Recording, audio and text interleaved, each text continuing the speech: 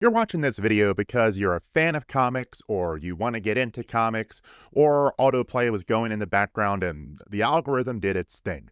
Regardless of why you're here, I want to take some time today to talk about some pitfalls that I know I have fallen into, and I'm sure a lot of you have as well, or maybe you want to avoid when it comes to reading comics. So let's go ahead and jump into it with the first pitfall I want to talk about, and that is feeling the need to finish a book that you started. I normally hear this talking point when it comes to video games. Once someone starts playing a game, they feel like they have to finish that game. They have to get all the way through to the end, if not finishing it 100%. And I think that this same mentality comes into the world of comics as well. At least I know that it has for me. And I think it's important to know that not every book is going to be for every person. There might be an iconic book out there that you start to read and it just doesn't click. And that's fine. If it's not clicking, put it down, move on to something else. Now, yes, there's something to be said for books that maybe have a slow start, or, maybe they just, the first couple issues aren't that great, they're a little bit rough, and then they get better. It's worth accounting for that, and people online will tell you if that is the case. But, if a book just isn't doing it for you and people aren't saying that it's going to get better, it's okay to put that book down. I know that I have struggled with that in the past. I definitely kind of feel like if I start reading the book, I've got to finish it. And that's not the case. It's a waste of time that could be spent reading other comics that you'll enjoy more. And of course, the other side to this is putting a book down doesn't mean you have to do that forever. Have a look at this. This is my collection of Spawn. I've been kind of slowly chipping through this over the past couple years or so. I like it well enough, kinda.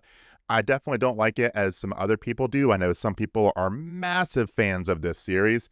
I don't like it quite that much. I've had to take a number of breaks from it, but that's fine. I take a break, I go off, read some other things. Every once in a while, I feel that itch to read some Spawn, so I come back and read it. As I said, it's been a couple years for me to get like halfway through this compendium.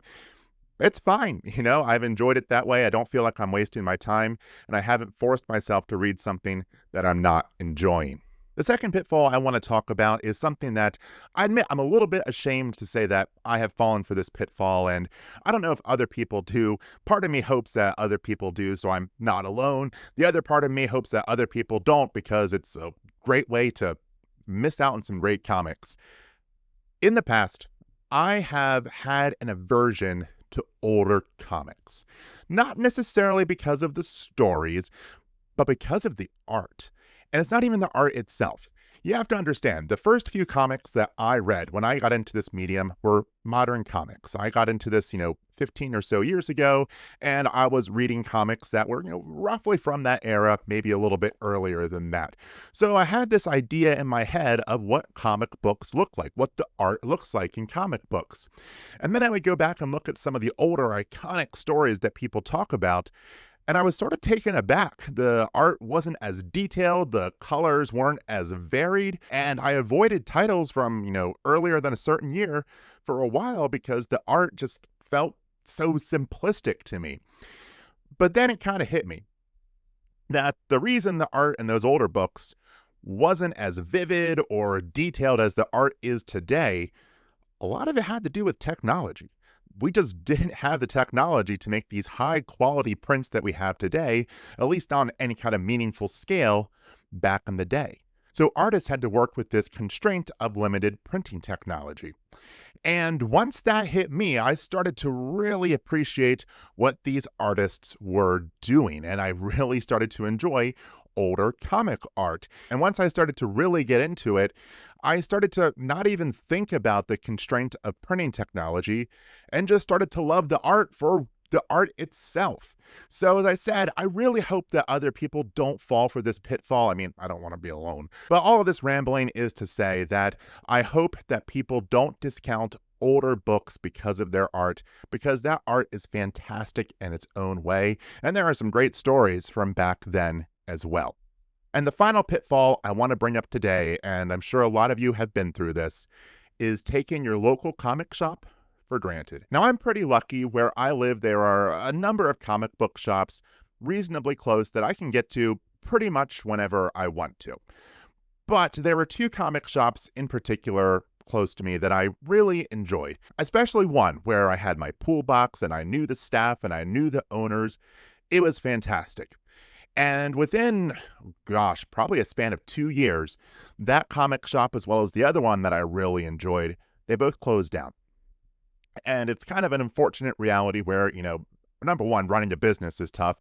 And number two, running a comic business is really tough. So I don't, judge them in any kind of way for making the decision that they did. But it's still hard because I do think I took this for granted, the community that I had there and just kind of this nice place I could go to that I enjoyed the people, I enjoyed the surroundings, I enjoyed the art that was there.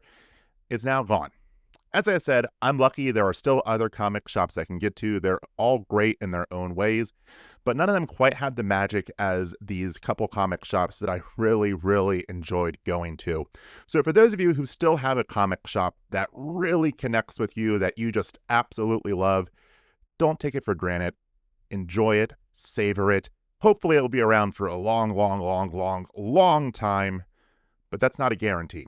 Unfortunately, it's just the reality of running a business in today's climate. So there you have it, folks. There are 3 pitfalls that I hope you can avoid when it comes to the world of comics. Let me know your thoughts. Were these pitfalls that you've had troubles with, or are there other pitfalls that I didn't bring up in this video? Let me know about those down in the comments, and I will see you next time.